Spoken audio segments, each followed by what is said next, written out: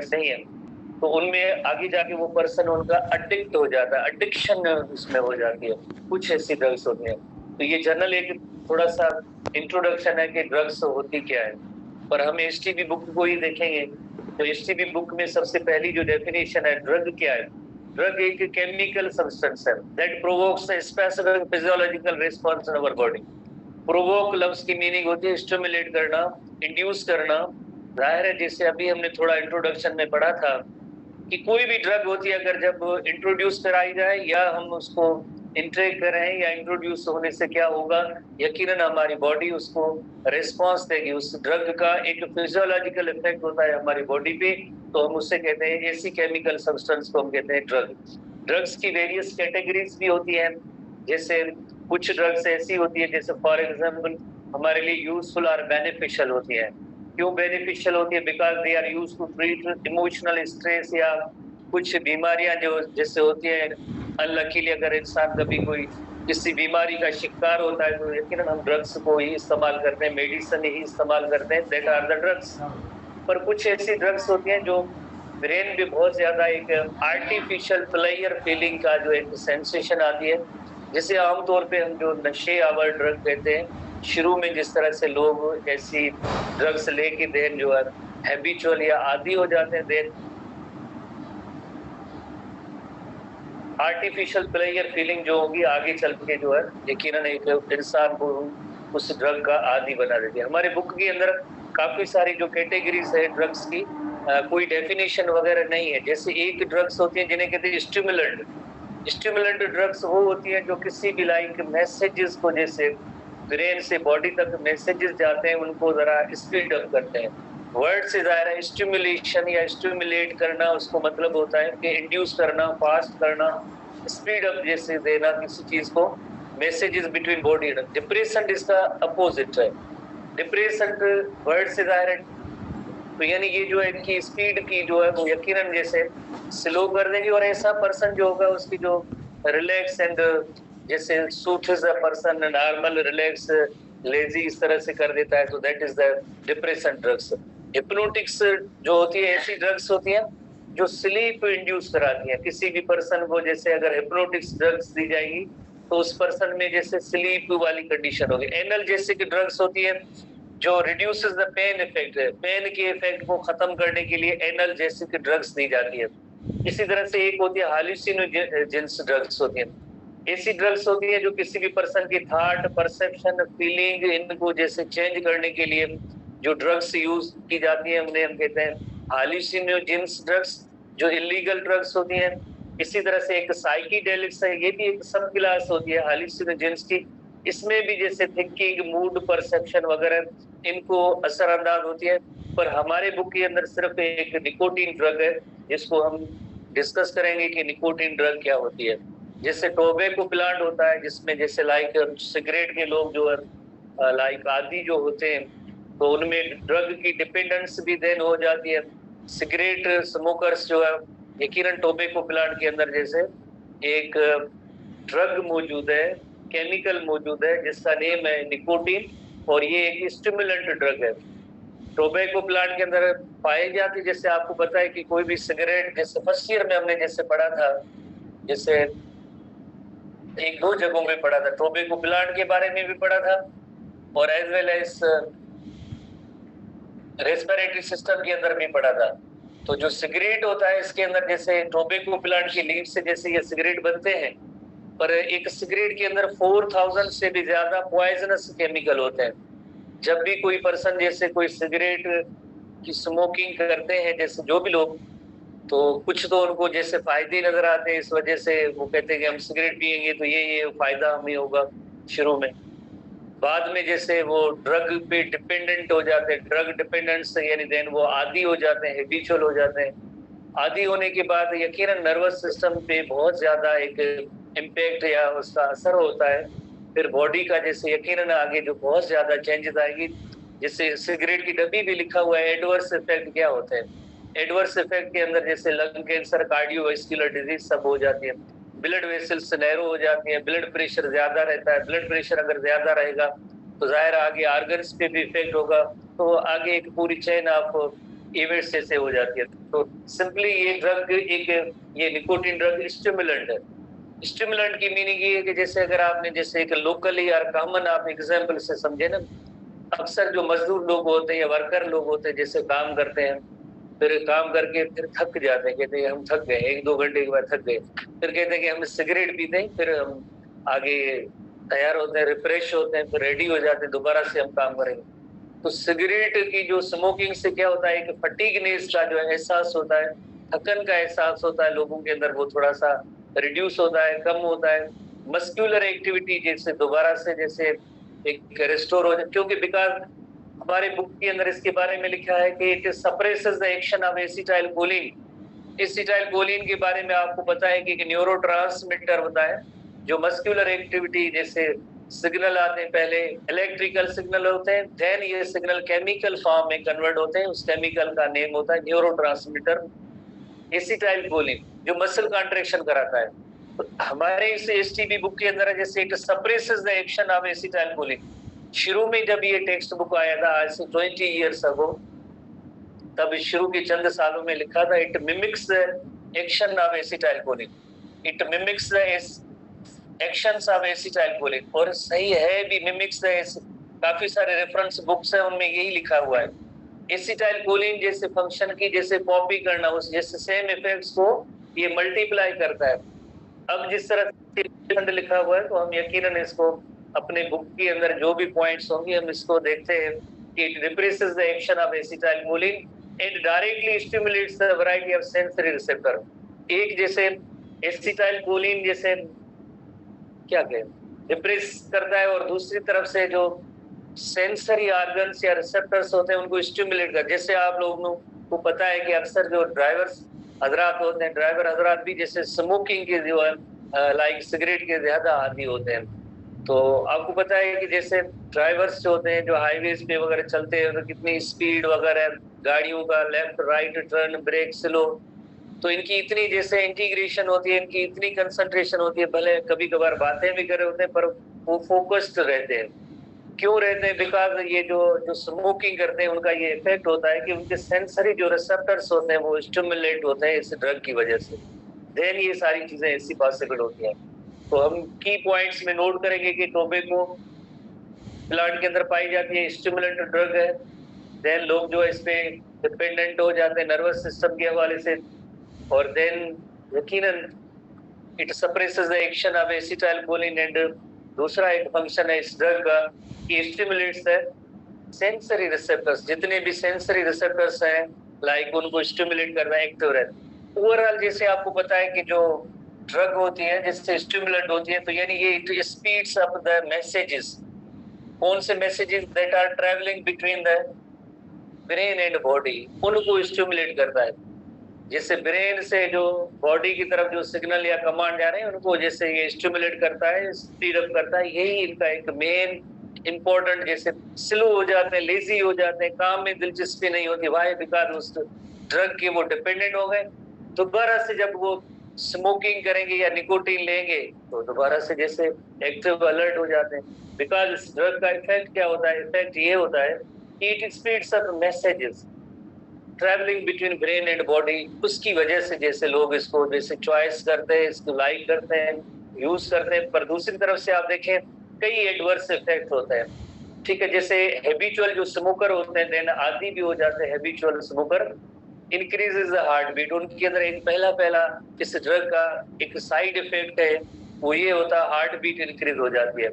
इसी तरह से जो ब्लड वेसल्स का डायमीटर हो जाता है, जैसे आप देखिए अगर एक पानी का भी पाइपलाइन है, पाइपलाइन जैसे आम मोटर वगैरह होती है, उसके मुंह को आप प्रेस करेंगे तो जरा तेज धार से पानी जाता है, प्रेशर उसमें ज्यादा होता है। इसी तरह से ब्लड वेसल्स जब नैरो होंगी, डायमीटर उनका कम होगा, तो यकीनन उसके अंदर जो ब्लड फ्लो होगा वो फास्टर होगा, देन एक हाई ब्लड प्रेशर एक कंडीशन ऐसी डेवलप हो जाएगी जो आगे जाके डिफरेंट ऑर्गन्स को डैमेज जैसे देती है, ऐसे हाई ब्लड प्रेशर वाली कंडीशन।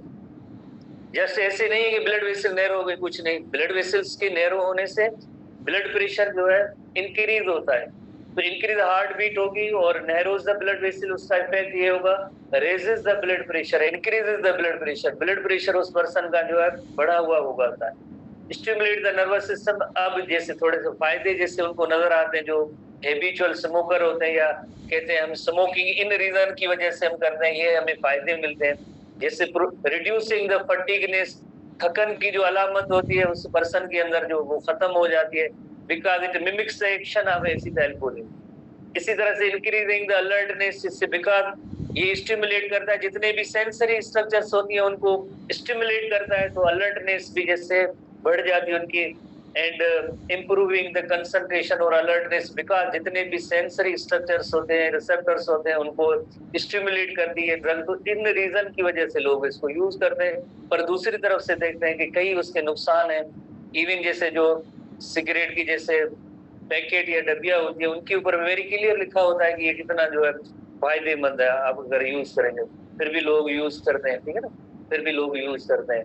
बाय द वे जैसे एक कैलकुलेशन करते हैं साइंटिस्ट, कैलकुलेशन तो नहीं करनी चाहिए, बिकॉज जिंदगी और मौत का किसी को नहीं पता होता किस एज में होनी है।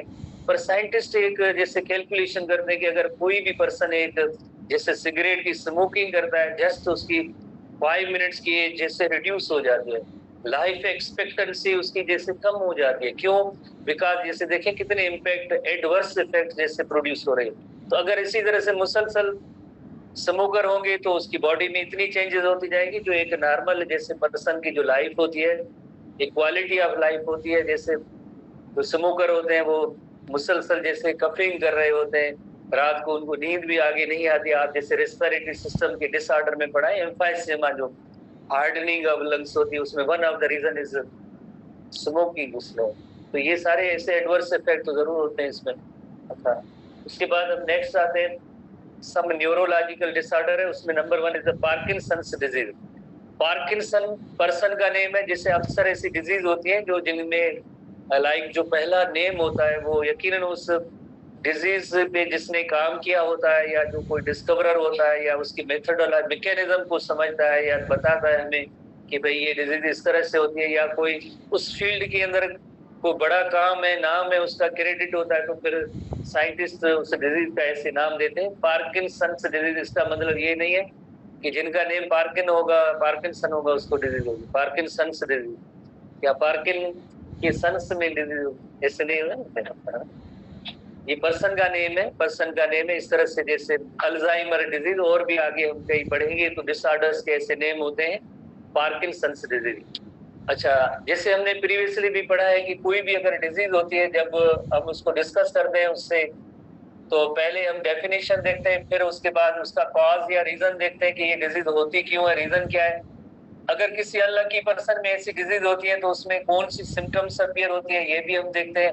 अगर ट्रीटमेंट इफ अवेलेबल, ट्रीटमेंट अगर किसी तरह से है तो वो कौन सी है। तो हर एक डिजीज को हम इस पैटर्न के तहत उसको चंद एक पॉइंट्स के जरिए डिस्कस करते हैं। तो सबसे पहले हम देखें कि ये कौन सी डिजीज है। डिजीज ऐसी है that is caused due to the damage or degeneration of the nerve tissue within the basal ganglia of the brain। अब सवाल ये पैदा होता है, हमने ब्रेन तो सब पढ़ा है बट बेसल गैंग्लिया तो नहीं पढ़ा है। फोर ब्रेन पढ़ा, मिड ब्रेन पढ़ा, हाइंड ब्रेन पढ़ा और ब्रेन स्टेम नहीं। तो ये जो है बेसल गैंग्लिया क्या होता है? बेसल गैंग्लिया कोई एक सिंगल स्ट्रक्चर नहीं है जिसको ब्रेन के अंदर रिप्रेजेंट किया जाए कि ये एक सिंगल बेसल गैंग्लिया मौजूद है। काफी सारे न्यूक्लियाई जैसे और कुछ थोड़े क्लस्टर होते हैं, डिफरेंट लोकेशन पार्ट्स में होते हैं। कार्टेक्स के अंदर कुछ जो लाइक जो इनर मैटर, व्हाइट मैटर में भी थोड़े से होते हैं, डिफरेंट इनकी लोकेशन होती है इन न्यूक्लियाई की। एक सिंगल स्ट्रक्चर नहीं है। सिंपल वर्ड्स में हम ये कहेंगे कि ये कोई एक सिंगल स्ट्रक्चर नहीं है जिसको हम ये दिखाएं कि ये बेसल गैंग्लिया, ऐसी सिंगल स्ट्रक्चर नहीं है। सवाल दूसरा ये होगा कि अगर बेसल गैंग्लिया डीजनरेट हो जाएगी या डैमेज होंगे तो बॉडी पे क्या इफेक्ट होता है? बेसल गैंग्लिया के जो न्यूक्लियाई होते हैं ये एक न्यूरोट्रांसमीटर प्रोड्यूस करते हैं। जैसे आपको पता है जो वेरियस टाइप के जो न्यूरॉन्स होते हैं उनके जो एक्सॉन टर्मिनल्स होते हैं उनके अंदर जैसे वेसिकल होते हैं, वेसिकल के अंदर डिफरेंट टाइप के केमिकल्स होते हैं। वन ऑफ द न्यूरोट्रांसमीटर जिसका नेम होता है डोपामिन न्यूरोट्रांसमीटर, अगर किसी पर्सन की बेसल गैंग्लिया डैमेज होगी तो उसको हम दूसरे लफ्जों में ऐसे समझ सकते हैं कि डोपामिन की कमी हो जाएगी, उस पर्सन के अंदर डोपामिन की कमी हो जाएगी जो एक न्यूरोट्रांसमीटर है। डोपामिन की कमी होगी तो क्या होगा, अगर होगी तो क्या होगा, तो देन वॉलंटरीली मसल्स या हमारे वॉलंटरी एक्शन होते हैं उनकी कोऑर्डिनेशन नहीं होती है, तो उनकी कोऑर्डिनेशन मुतासर होती है। फिर ऐसे पर्सन के अंदर जो सिम्टम साइन जो डिजीज की जो अपीयर होगी, उसके अंदर ट्रेमर होगा इन वन हैंड, आर्म या लेग, और देन आगे जाके बॉडी स्टिफ भी हो जाएगी। और इसी तरह से आगे ये सिलसिला चलता गया तो देन आगे जिस तरह से उनके बिहेवियर में थोड़ी सी चेंजेस वगैरह आ जाती हैं, तो इस तरह से जो फीचर्स होती हैं। तो सबसे पहले हम पढ़ेंगे कि जैसे बेसल गैंग्लिया क्या है। हमारे बुक के अंदर इसकी कोई डेफिनेशन नहीं है, पर हम इसको सीखने की कोशिश करते हैं कि what is basal ganglia. Basal ganglia कोई एक सिंगल स्ट्रक्चर नहीं है, it is not a single structure. Grey matter के अंदर थैलेमस के अबव और अंडर द सेरिब्रल कॉर्टेक्स जो काफी जगहों पे जैसे इनके न्यूक्लियाई होते हैं, और जिनकी काफी सारी जैसे कार्पस स्ट्राइटम है, कार्डेटा न्यूक्लियस है, या इसी तरह से प्यूट्रेमिन और ग्लोबस पैलिडस है, सबस्टेंशिया नाइग्रा सबथैलेमस के कुछ पार्ट्स होते हैं।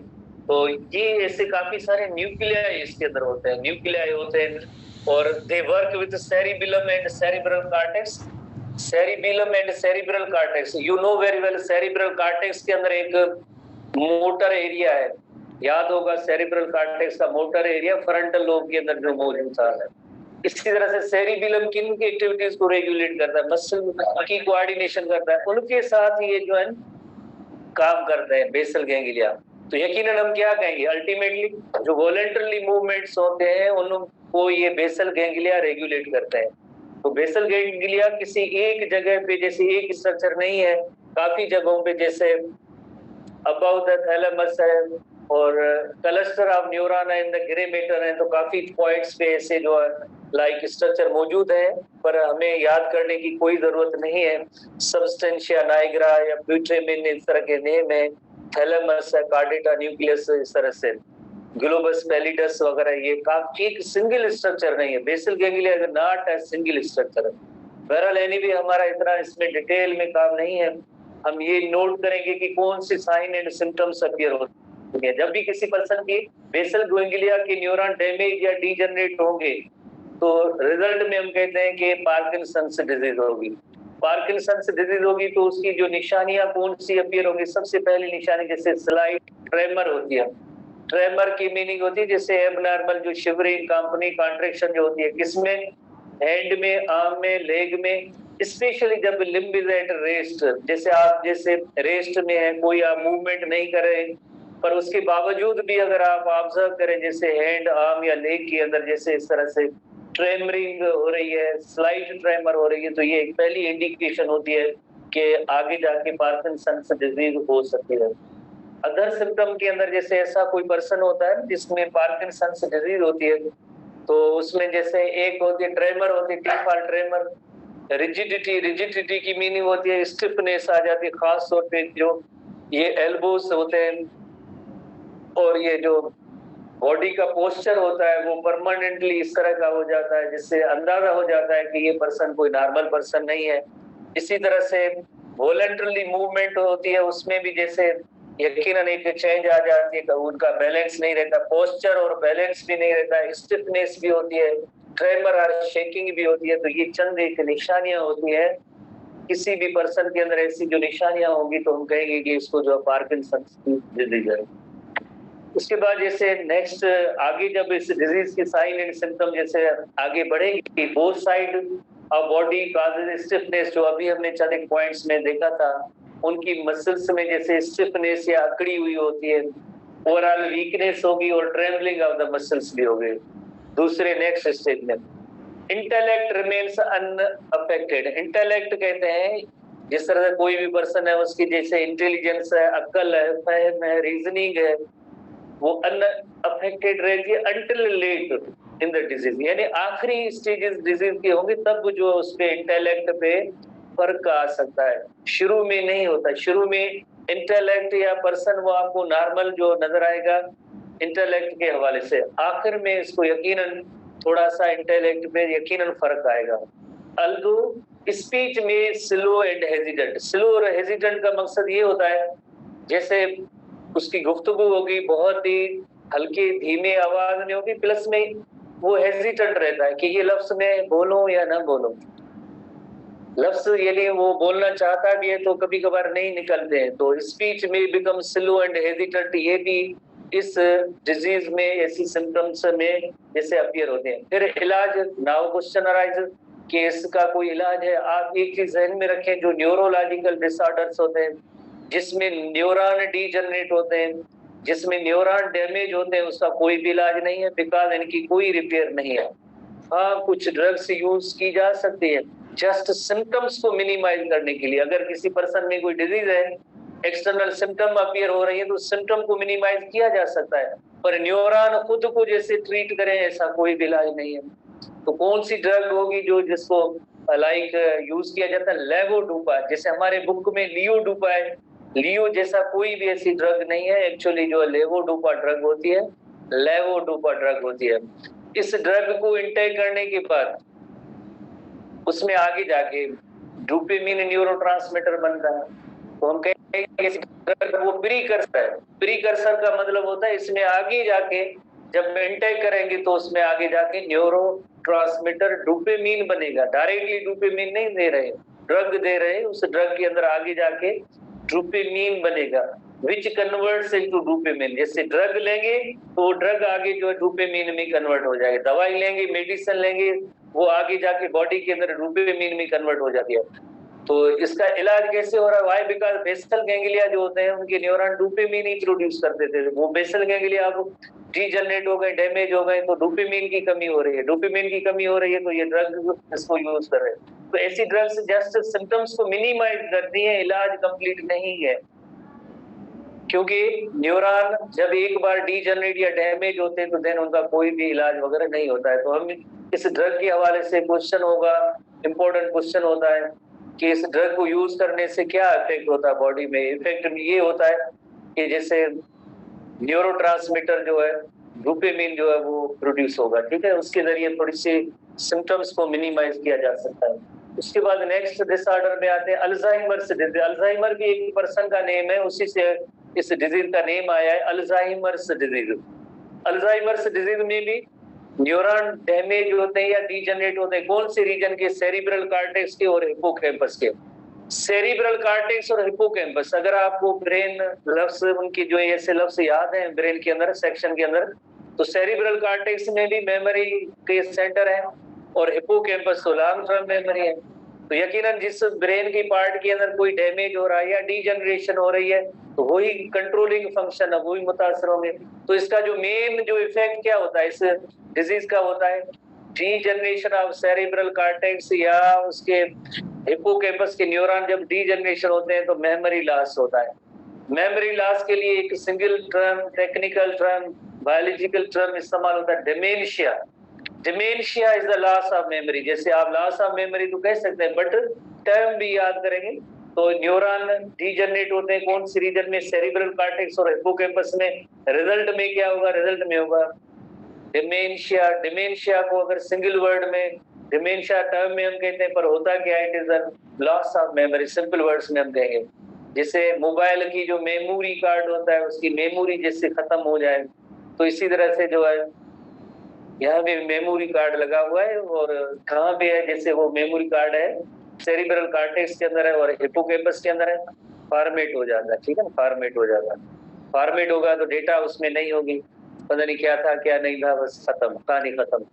जिस दिन आपने मोबाइल लिया था उस दिन से आपके पास उसमें फोटो वगैरह थे, अब वो डिलीट हो गए, मेमोरी इरेज हो गई। तो इसी तरह से जिस दिन इंसान पैदा होता है उसके बाद कई उसके जो मेमोरेबल इवेंट्स होते हैं उसको कुछ याद नहीं होता। इवन जो रिलेटिव्स होते हैं, औलाद भी होती है या जो ब्रदर सिस्टर वाट्स हो, जो कुछ भी होता है, किसी की जो पहचान है वो भी से खत्म है। जिसने अपना घर बनाया था, खुद घर बनाया था, कितनी मेहनत से, उस घर की एड्रेस मेरा घर कहाँ है, गली में खड़ा हुआ, तो लास्ट ऑफ मेमोरी, तो इस तरह की कंडीशन आ गई होंगी। तो dementia that is the last of memory, ठीक है। This disease progresses in 3 stages. कभी कभार जैसे वेरी सिंपल से ऐसे क्वेश्चन आते हैं कि ऐसे नहीं है कि जो ये डिमेंशिया जस्ट, या जैसे आप कहें कि अल्जाइमर्स डिजीज के सिम्टम होंगे सब एक साथ होंगे, एक साथ नहीं आते हैं। कोई भी डिजीज होती है स्टेप्स में, जैसे स्लोली एंड ग्रेजुअली आगे प्रोसीड हो रही होती है। पहले थोड़ी थोड़ी सी निशानियां और देर आगे जब सीवियर होगी, जो सिम्टम्स अपीयर होगी, जब स्टेजेस आगे जाते हैं, तो पहले स्टेज के अंदर फॉरगेटफुलनेस होती है। फॉरगेटफुलनेस का मतलब होता है उस पर्सन में भूलने की जो आदत है वो महसूस होने लगेगी कि हाँ मैं कुछ चीजों को जैसे भूल रहा हूँ, क्या है याद नहीं आता है।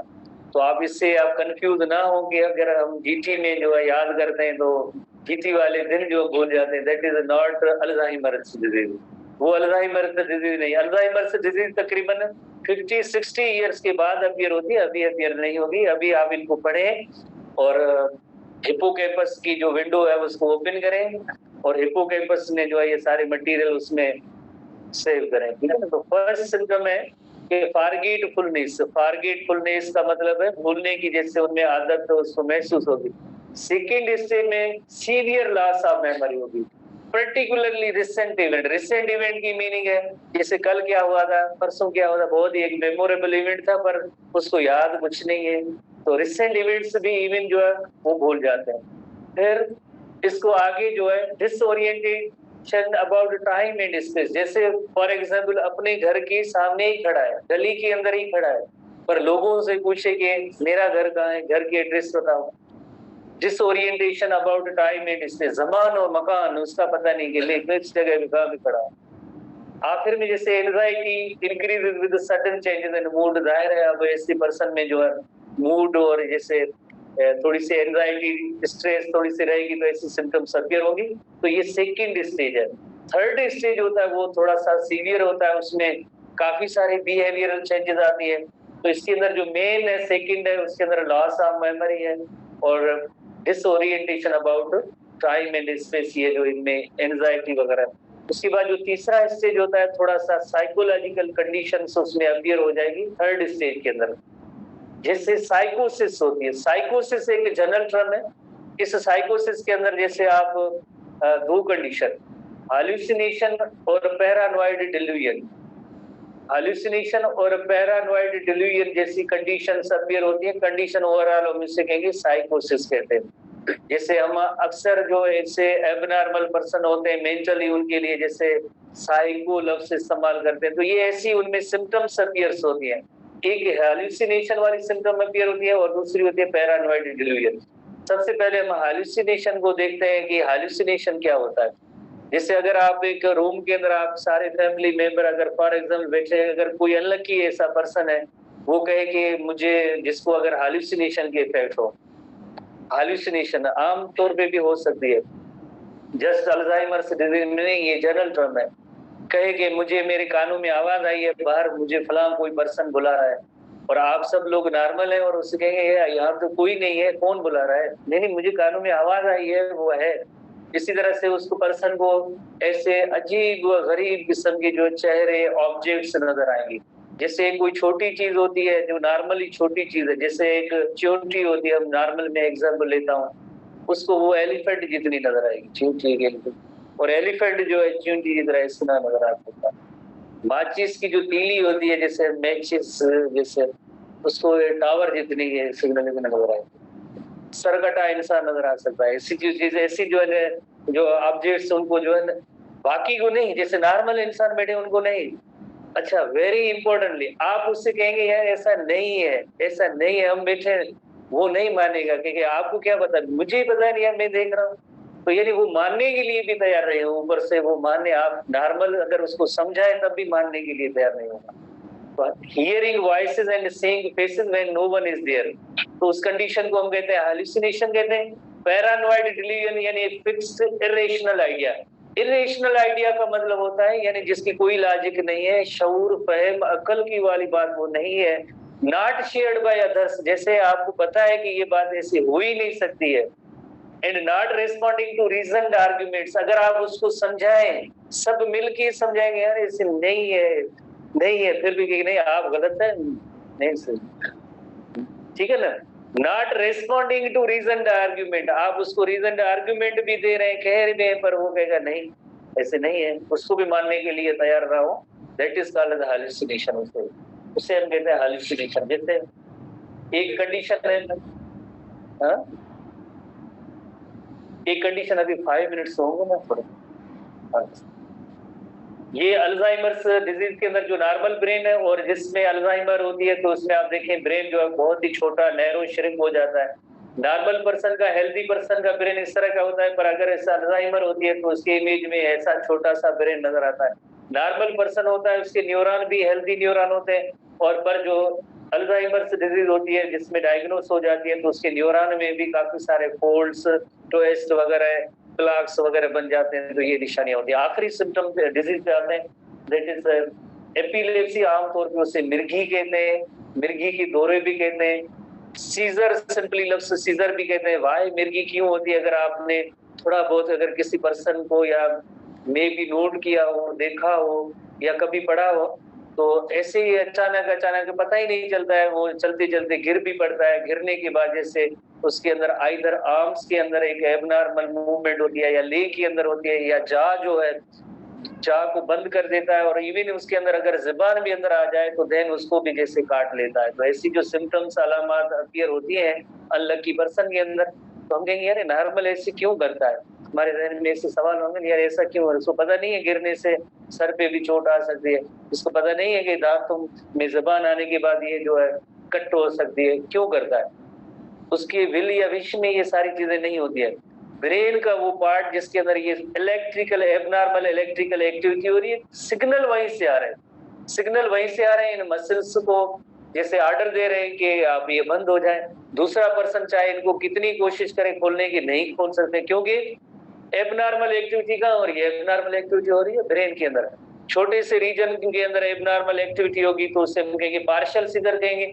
ब्रेन के एक बड़े एरिया के अंदर जैसी ऐसी एबनॉर्मल एक्टिविटी होगी तो उससे हम कहेंगे जनरलाइज्ड सीजर कहेंगे, जिसमें वो कंप्लीटली जैसे अनकॉन्शियस हो जाता है, बेहोश हो जाता है, ट्विचिंग और जर्किंग भी होगी, आखिर में जैसे अकड़ भी जाएंगी मसल्स। तो उसका इलाज क्या होता है, जैसे हमने पहले ही न्यूरोट्रांसमीटर में पढ़ा था, एंटी कन्वर्जेंट ड्रग्स जो मसल रिलैक्सेंट होती है वो दी जाती है, तो पर्सन जो है उसको थोड़ा रिलीफ मिलता है। जस्ट ये इलाज नहीं है, मेन एरर कहाँ पे है, मेन एरर है ब्रेन के अंदर। जब ये ब्रेन का यहाँ का इलाज होगा तो देन ये सिम्टम सारी खत्म हो जाएंगे। तो ये कोई ड्रग या मेडिसिन देने से ही नहीं, बट मेन एरर है यहाँ पे। कई इसकी टेक्निक है, पहली टेक्निक के अंदर कीमोथेरेपी की जाती है, रेडियोथेरेपी की जाती है, वो डॉक्टर साहिबान को ही पता होता है। आखिर में सर्जरी भी एक ऑप्शन होता है, तो जिसके जरिए वो ठीक हो सकता है, डिपेंड करता है। तो जैसे हम एसटीबी के हवाले से थोड़ा सा देखेंगे, epileptic seizures are transient, transient की मीनिंग है थोड़ी देर के लिए, थोड़ी देर के लिए न्यूरोलॉजिकल एबनॉर्मलिटी होती है जिसके अंदर abnormal activity in the brain होगी। कभी कभार जैसे कोई रीजन नहीं होता है, कभी कभार आपको पता है ऐसे पर्सन फ्लैश ऑफ लाइट लगने से भी उसको ये मिर्गी का दौरा पड़ सकता है, कभी कभार ऊंची आवाज जैसे उनको सुनने में आई, कभी कभार कोई रीजन भी नहीं होगा और जो है इसको मिर्गी का दौरा पड़ सकता है। एक जनरलाइज्ड होती है, दूसरी पार्शियल होती है। जनरलाइज की मीनिंग होती है ब्रेन के बड़े एरिया के अंदर, पार्शियल की मीनिंग है ब्रेन के छोटे एरिया के अंदर ऐसी एबनॉर्मल एक्टिविटी होगी। जनरलाइज सीजर के अंदर कंप्लीट अनकॉन्शियसनेस यानी बेहोश हो जाएगा, आखिर में बॉडी स्टिफ हो जाएगी, ट्विचेस और जर्क्स भी जैसे होते हैं आर्म या लेग के होते हैं। इसी तरह से जैसे एक इलस्ट्रेशन के जरिए देखते हैं कि हाउ किस तरह से जो ये ब्रेन का सेक्शन है जिसके अंदर एबनॉर्मल इलेक्ट्रिकल एक्टिविटी हो रही है, तो ये ब्रेन का पार्ट जिस भी रीजन को, जिस भी पार्ट को कंट्रोल कर रहा है उसके अंदर एबनॉर्मल एक्टिविटी होती है। दिस इज कॉल्ड एपिलेप्सी, इसे हम कहते हैं एपिलेप्सी। एक जैसे पार्शियल सीजर है, पार्शियल सीजर का मकसद होता है, पार्शियल का मतलब होता है थोड़ा बहुत, थोड़ा बहुत अगर एरिया उसके अंदर जैसे एबनॉर्मल एक्टिविटी हो रही है तो थोड़ा बॉडी का एरिया मुतासर होगा। अगर जनरलाइज सीजर है तो ब्रेन के एक बहुत ही बड़े एरिया के अंदर तो यकीनन अनकॉन्शियसनेस पूरी बॉडी मुतासर हो सकती है। और इसका इलाज क्या होता है, इलाज है एंटी कन्वल्जेंट ड्रग्स है, इलाज है इनका एंटी कन्वल्जेंट ड्रग्स है। एंटी कन्वलियन आपने लफ्ज सुना होगा, convulsion twitches jerks abnormal muscle contraction होती है जिन्हें कहते हैं कन्वलियन। एंटी का मतलब होता है इनको खत्म करने के लिए ड्रग्स दी जाती है। वो कौन सी होती है, मसल रिलैक्सेंट होते हैं, वो मसल रिलैक्सेंट होते हैं, जैसे एक स्टिफनेस आ गई है, एबनॉर्मल जैसे कॉन्ट्रैक्शन हो रही है उसको नहीं होने देना है, तो मसल रिलैक्सेंट का यूज किया जाता है।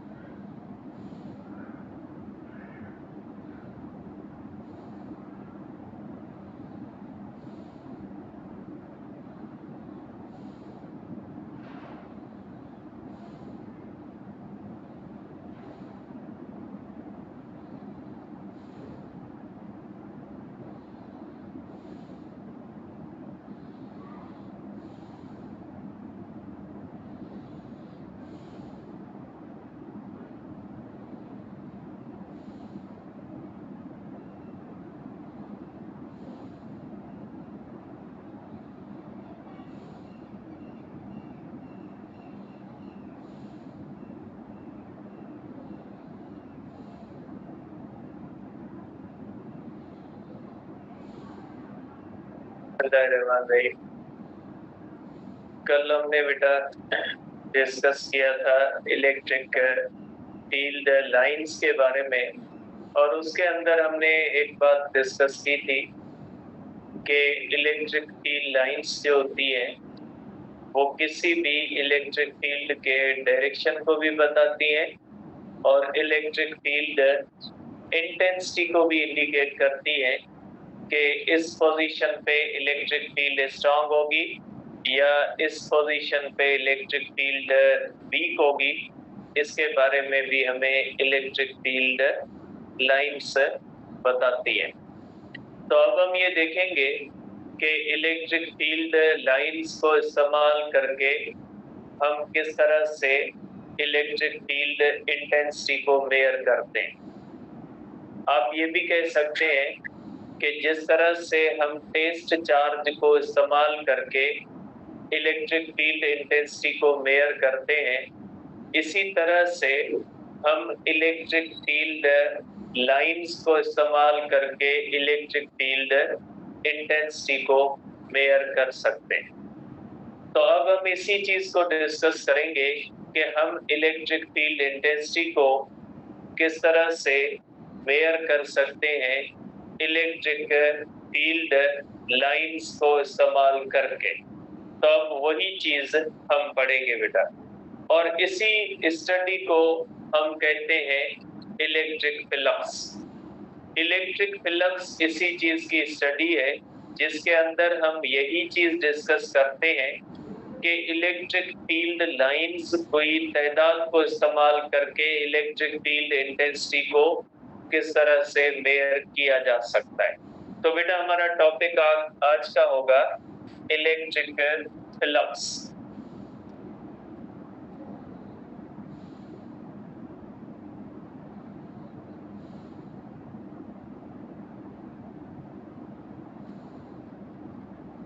जिसको हम जाहिर करते बेटा फाई ई से, इसको हम कहते हैं इलेक्ट्रिक फ्लक्स बेटा।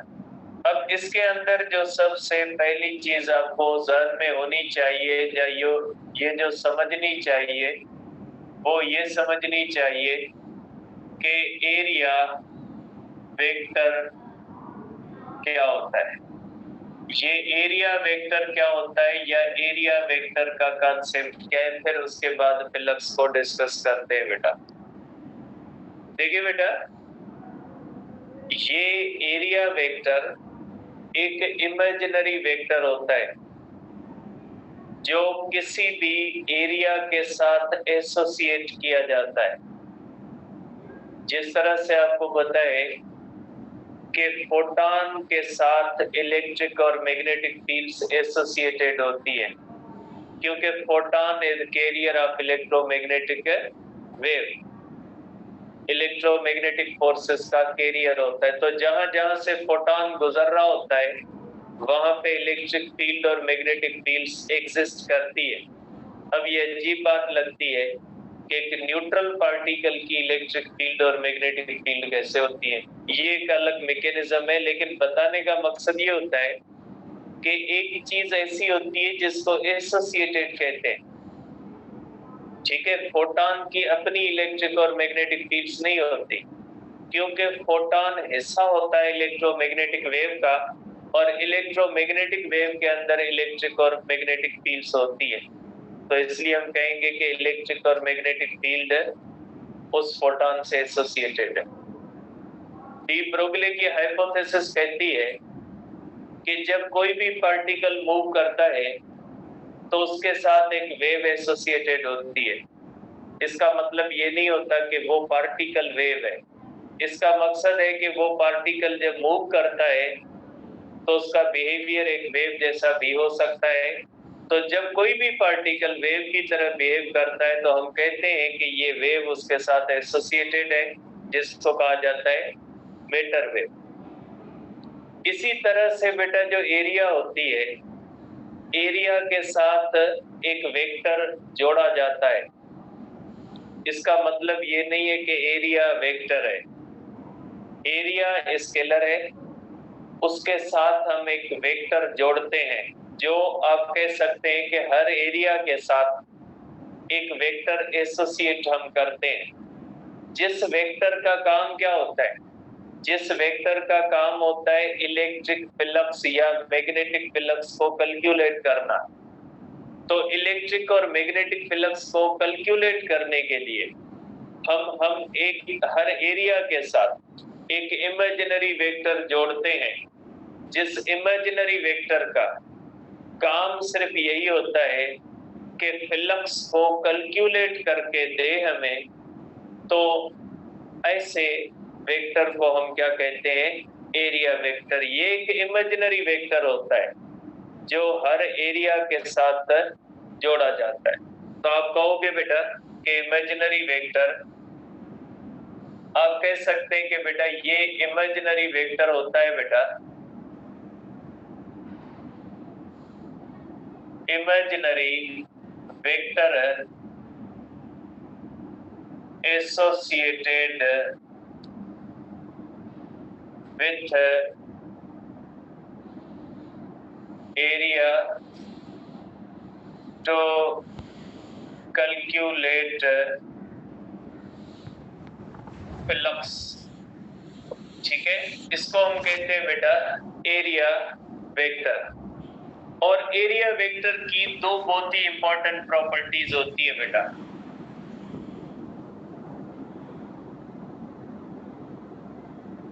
Properties of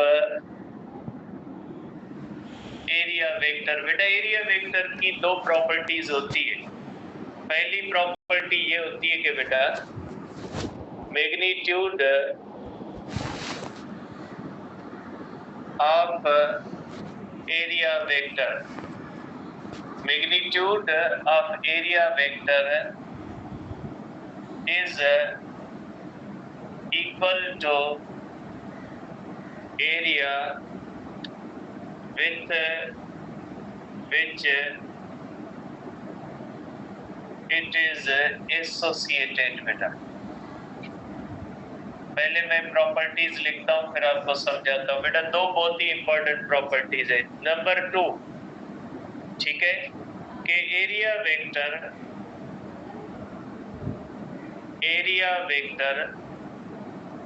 is always perpendicular to plane of area and parallel to normal to area। बेटा एन के साथ क्या होता है बेटा, पैरेलल होता है और एरिया के प्लेन से परपेंडिकुलर होता है बेटा। अब ये कैसे होता है बेटा, देखिए इसको। अब देखिए बेटा, अब हमारे पास जो एरिया हो सकती है वो दो किस्मों की एरिया हो सकती है। एक प्लेन एरिया, फ्लैट एरिया, एक कर्व्ड एरिया। बुक दे दे बेटा, ये पहला ईयर पहला ईयर। देखिए बेटा ये एक एरिया है बेटा और ये एक फ्लैट एरिया है बेटा। ठीक है, ये एक फ्लैट एरिया है और अगर इसको मैं इस तरह कर दूं बेटा तो ये क्या बन जाएगी, कर्व्ड एरिया। तो अब हम ये देखते हैं कि फ्लैट एरिया का एरिया वेक्टर कैसे बनता है और कर्व्ड एरिया का एरिया वेक्टर कैसे बनता है। और हम देखते हैं कि इसका मैग्नीट्यूड किसके बराबर होता है, उस एरिया के जिस एरिया को वो रिप्रेजेंट कर रहा होता है। अगर इसका हम देखें बेटा, ये अगर फ्लैट एरिया है, इसका एरिया वेक्टर ऐसे बनता है बेटा, ये ऐसे। ये देखें बेटा, ये एरिया वेक्टर है जो इसके साथ परपेंडिकुलर होता है। एरिया वेक्टर हमेशा एरिया के साथ परपेंडिकुलर बनाया जाता है। ठीक है, एरिया वेक्टर हमेशा एरिया के साथ परपेंडिकुलर बनाया जाता है। इसका मैग्नीट्यूड उतना ही होता है जितनी इसकी एरिया। अगर इसकी एरिया 10 सेंटीमीटर स्क्वायर है तो इसका मैग्नीट्यूड भी क्या होगा, 10 सेंटीमीटर स्क्वायर। अगर इसकी 20 सेंटीमीटर स्क्वायर है तो इसका भी क्या होगा, 20 सेंटीमीटर। तो ये बहुत ही दो इंपॉर्टेंट प्रॉपर्टीज होती है कि एरिया वेक्टर जो होता है वो एरिया से परपेंडिकुलर होता है और एरिया के नॉर्मल से पैरेलल होता है। और एरिया का नॉर्मल मींस एरिया का perpendicular. Normal to the area का मकसद क्या होता है, नॉर्मल का मकसद ही परपेंडिकुलर हम लेते हैं। ठीक, तो ये हम करते हैं बेटा कि area vector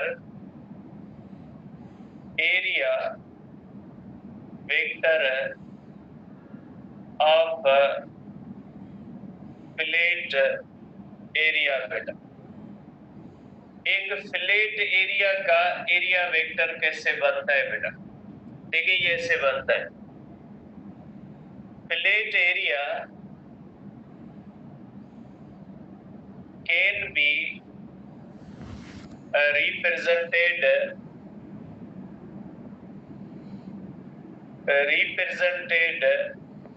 by single vector बेटा। इसको आप सिंगल वेक्टर से बना सकते हैं, रिप्रेजेंट कर सकते हैं बेटा। आप कर सकते हैं कि ये जो हमारे पास बेटा फ्लैट एरिया होती है इसको आप किसी भी एक वेक्टर के साथ रिप्रेजेंट कर सकते हैं बेटा। देखें, सपोज करें ये एक एरिया है, ये एक बड़ी एरिया है बेटा, ठीक है, इस तरह से, और ये एक छोटी एरिया है बेटा। दोनों फ्लैट एरियाज है बेटा। अब अगर हम देखते हैं तो बेटा इसका एरिया वेक्टर ये होता है बेटा, इसका एरिया वेक्टर ये होता है और इसका एरिया वेक्टर ये होगा। बड़ी एरिया का बड़ा वेक्टर होगा और छोटी एरिया का क्या हो जाएगा, छोटा वेक्टर होगा। अगर ये एरिया बड़ी है तो इसका एरिया वेक्टर क्या होगा, बड़ा होगा, और एरिया छोटी है तो उसका एरिया वेक्टर क्या होगा, छोटा। एरिया वेक्टर, अब देखिए ये इससे नॉर्मल होता है बेटा, ये इसका नॉर्मल कहते हैं बेटा, ये इसका नॉर्मल होता है बेटा n1 और ये होता है इसका नॉर्मल बेटा n2। नॉर्मल का मकसद होता है बेटा वो लाइन जो किसी भी चीज के साथ परपेंडिकुलर हो तो उसको हम क्या कहते हैं बेटा, नॉर्मल। तो आप देख सकते हैं बेटा कि एरिया वेक्टर और एरिया एक दूसरे से परपेंडिकुलर होते हैं, जबकि उनका जो नॉर्मल होता है वो एरिया वेक्टर के साथ क्या होता है बेटा, पैरेलल। आप इसको इस तरह भी देख सकते हैं बेटा। क्या आप इसको इस सेंस में देख सकते हैं कि बेटा ये देख लें कि ये जो होता है बेटा ये एक प्लेन एरिया है और इसके एरिया वेक्टर आप देख लें, ये एक फ्लैट एरिया के एरिया वेक्टर्स हैं बेटा। ये हमारे पास बेटा आप कह सकते हैं कि ये एक फ्लैट एरिया है और ये फ्लैट एरिया के एरिया वेक्टर्स हैं, ठीक है। ये नॉर्मल के साथ क्या है, पैरेलल है, और प्लेन ऑफ द एरिया के साथ क्या है, परपेंडिकुलर। ये प्लेन ऑफ द एरिया बेटा, इसको प्लेन ऑफ द एरिया कहा जाता है और ये क्या होता है बेटा, नॉर्मल होता है। अब हम करते हैं बेटा कि एरिया वेक्टर, ठीक है बेटा, area vector of curved surface बेटा, ये आप इस तरह से कर सकते हैं कि बेटा एरिया वेक्टर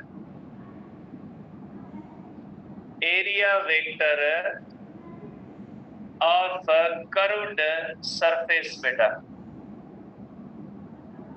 या जो फ्लैट सरफेस नहीं है उसका एरिया वेक्टर कैसे बनाएंगे बेटा। इसका तरीका ये होता है कि बेटा curved surface can not be, ठीक है, can not be represented by single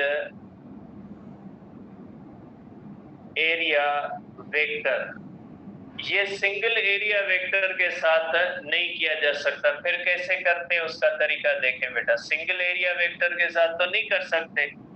suppose करें ये आपके पास इस तरह से कर्व्ड एरिया है, या आपके पास इस तरह से बेटा कोई बाल वगैरह स्फेरिकल कोई चीज है, अब इसका एरिया वेक्टर कैसे बनाओ?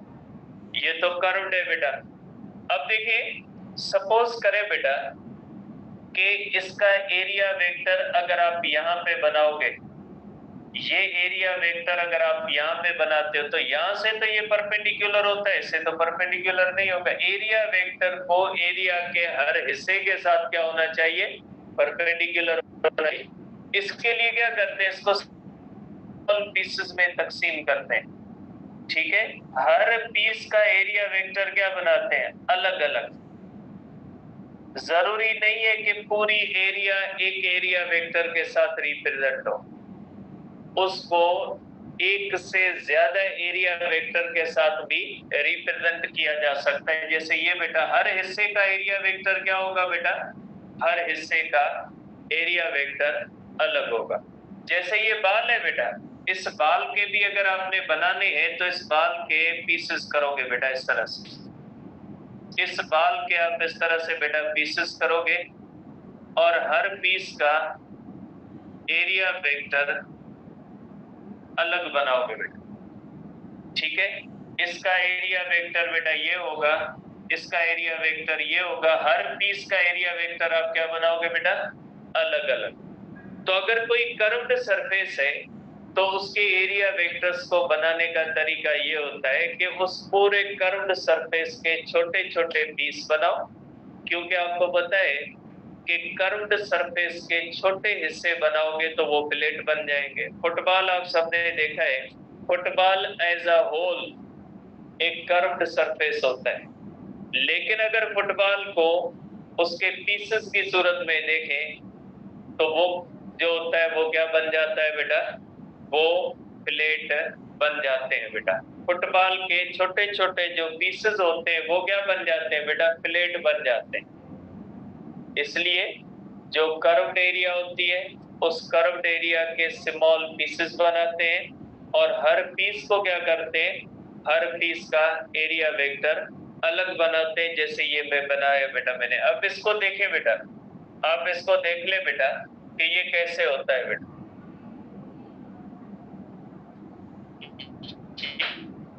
है, इसका देख ले बेटा, ये देखें, इसका एक एरिया वेक्टर नहीं है बेटा, ये कर्व्ड सरफेस है बेटा।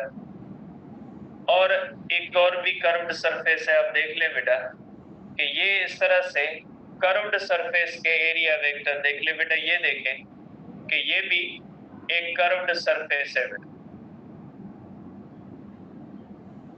अब देखिए, इसका एक एरिया वेक्टर नहीं है बेटा।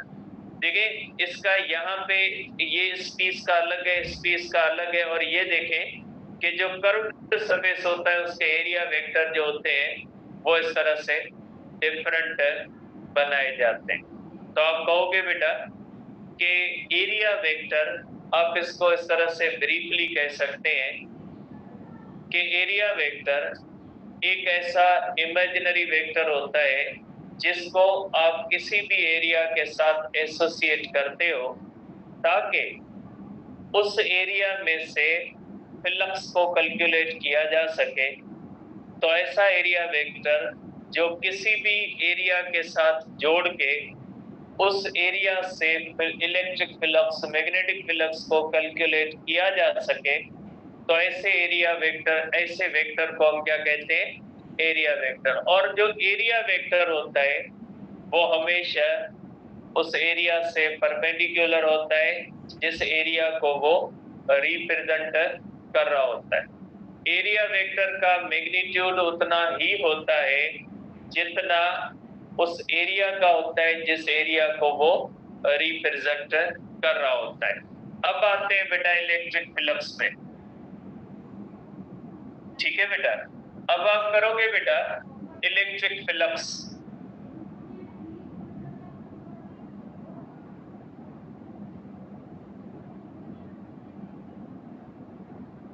फ्लक्स की मीनिंग है बेटा फ्लो। अब इसको कैसे डिफाइन करोगे बेटा? इसकी होती है बेटा नंबर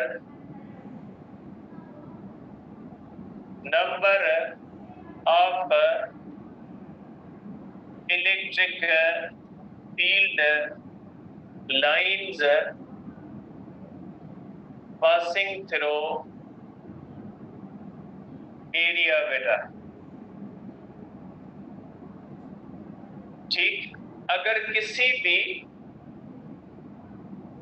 भी एरिया से number of electric field lines कितनी गुजरती है उसको क्या कहा जाता है बेटा?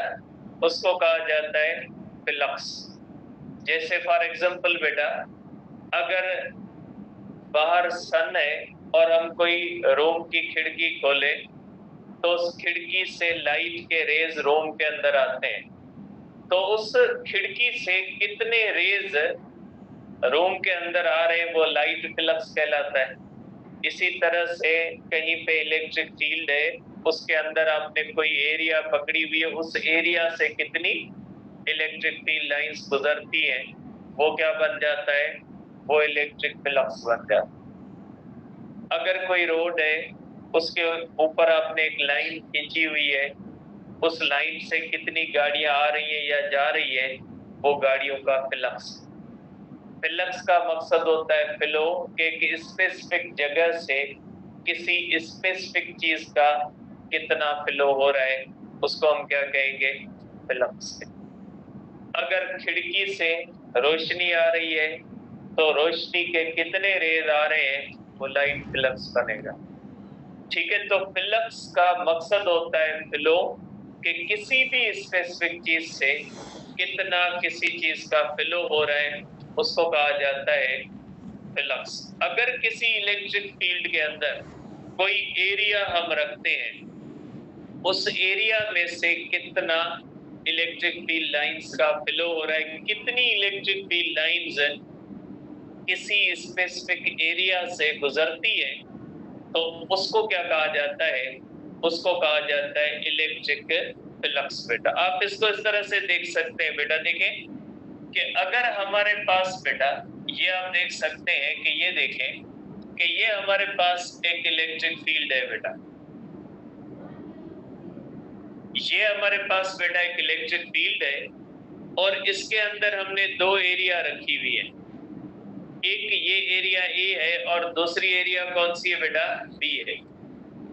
ठीक है, अब इन दोनों में अगर आप देखते हैं बेटा तो एरिया ए से फ्लक्स ज्यादा गुजर रहा है क्योंकि इसमें इलेक्ट्रिक फील्ड लाइन ज्यादा गुजर रही है, और एरिया बी में से कम गुजर रहा है क्योंकि बी में से number of electric field lines क्या गुजर रहा है? कम गुजर। ठीक है, तो ये बात ध्यान में रखें कि फ्लक्स का मकसद होता है इलेक्ट्रिक फील्ड की लाइंस कितनी उससे गुजर रही है, उसको हम कहते हैं इलेक्ट्रिक फ्लक्स बेटा। अब हम करेंगे बेटा इलेक्ट्रिक फ्लक्स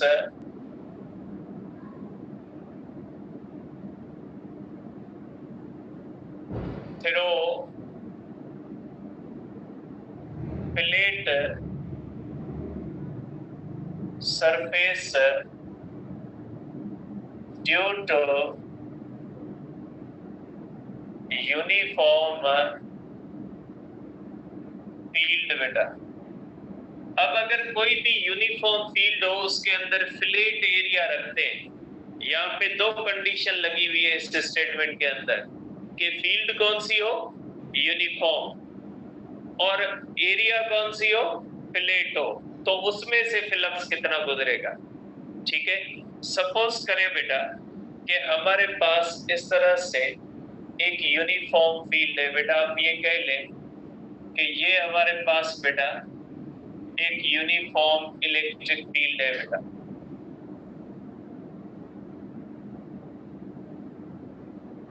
ये यूनिफॉर्म एक इलेक्ट्रिक फील्ड है बेटा इस तरह से।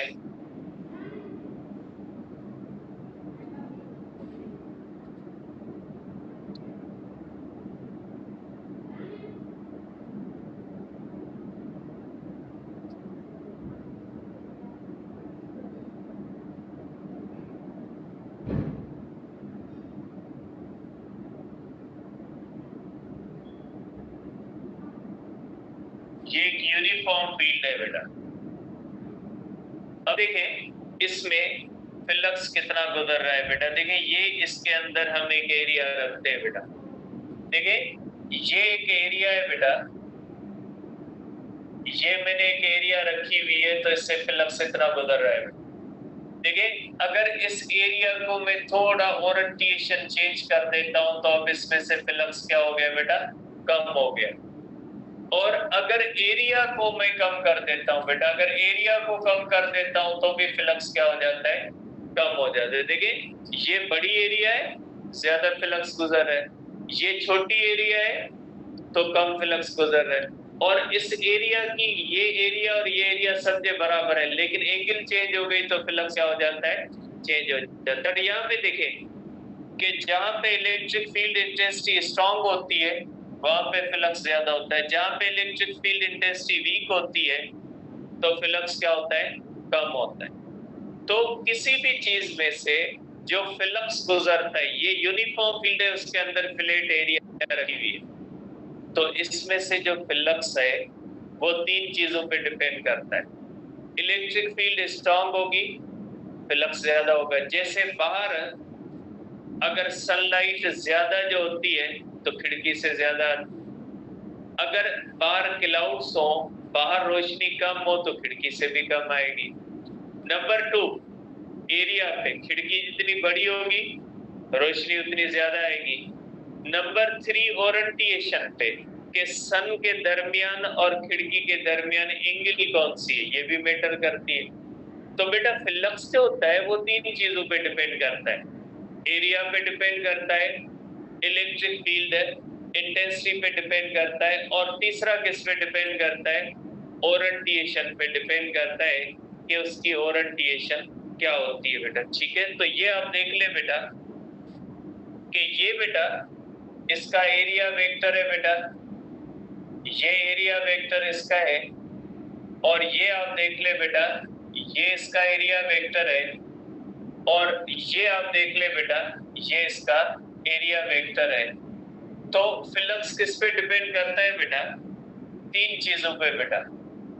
फ्लक्स डिपेंड्स बेटा, और ये फील्ड कौन सी है बेटा, यूनिफॉर्म फील्ड है, फ्लक्स डिपेंड्स अपॉन। ठीक है, पहला electric field intensity, electric field intensity. Number 2 बेटा एरिया। नंबर 3 बेटा किस पे, ओरिएंटेशन पे। नंबर 3 ओरिएंटेशन पे डिपेंड करती है बेटा। तो आप इसका फार्मूला कर सकते हैं बेटा, फ्लक्स इन यूनिफॉर्म फील्ड बेटा। यूनिफॉर्म फील्ड के अंदर आप फ्लक्स का फार्मूला कर सकते हैं, flux directly proportional to the electric field, directly proportional to the area vector. तो आप इसका फार्मूला बना सकते हैं बेटा कि flux is equal to E dot delta A, और आप कर सकते हैं बेटा इसको कि flux is equal to E dot delta A. ठीक है बेटा, इज इक्वल टू क्या हो जाएगा बेटा, ई डेल्टा ए कॉस्ट। मीन्स तीन चीजों पे डिपेंड करता है बेटा, इलेक्ट्रिक फील्ड इंटेंसिटी पे, एरिया पे और एंगल पे। ठीक है, तो आप कह सकते हैं कि बेटा flux is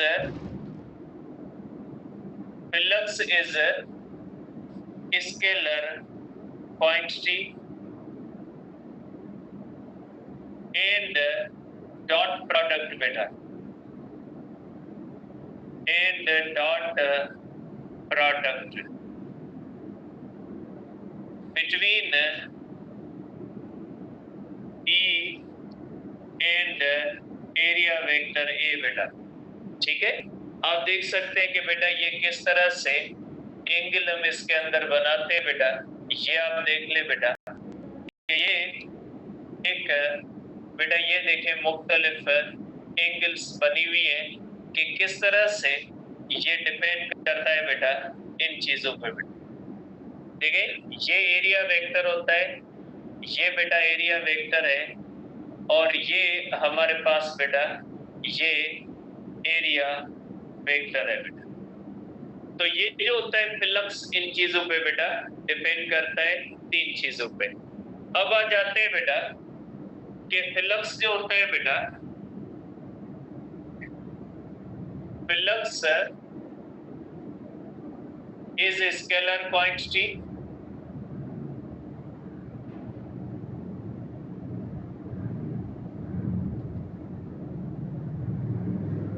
scalar quantity,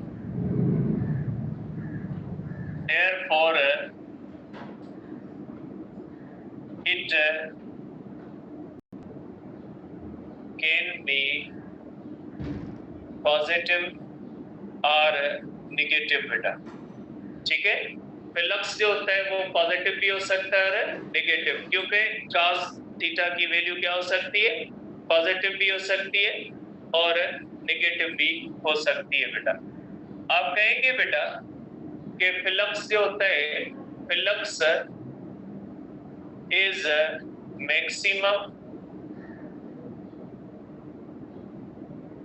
when बेटा theta is equal to 90 degree किसके दरमियान, between plane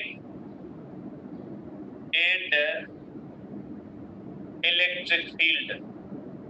theta is equal to 0 degree किसके दरमियान, between area and electric field बेटा। ठीक, अब दो कभी 0 होता है कभी 90, किसके दरमियान, देखिए यहाँ पे फर्क है, ये एरिया वेक्टर और इलेक्ट्रिक फील्ड 0 और ये प्लेन और इलेक्ट्रिक फील्ड बेटा। आप देखिए इसको, सपोज करें कि आपके पास बेटा ये एक एरिया है बेटा, ठीक है, और ये इसका आप कह लें कि ये एरिया वेक्टर है बेटा, ये हमारे पास बेटा एरिया वेक्टर ए है। अब अगर आप देखते हैं बेटा, ये कर ले आपका इलेक्ट्रिक फील्ड बेटा, ये इलेक्ट्रिक फील्ड है बेटा, ये इलेक्ट्रिक फील्ड ई है बेटा, ये इलेक्ट्रिक फील्ड ई है बेटा, ये इलेक्ट्रिक फील्ड ई है बेटा। अब देखें, ये आप देखते हैं तो प्लेन के दरमियान बेटा, ये प्लेन है, इसको आप कहोगे बेटा कि ये प्लेन है बेटा, इसको हम कहते हैं प्लेन।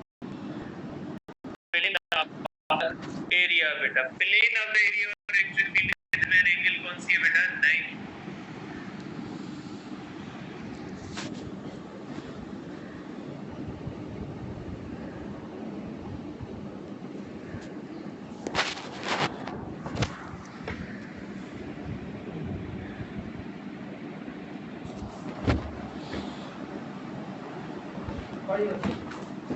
यार देख फोन पे यार, हाँ फोन पे पेंजी नहीं अरे इतना कौन बता तो टाइम पापा चाय पे पीटी बोले पे यार अच्छा अच्छा ये देख ये है ये मुझे वाला तो करिए यार चला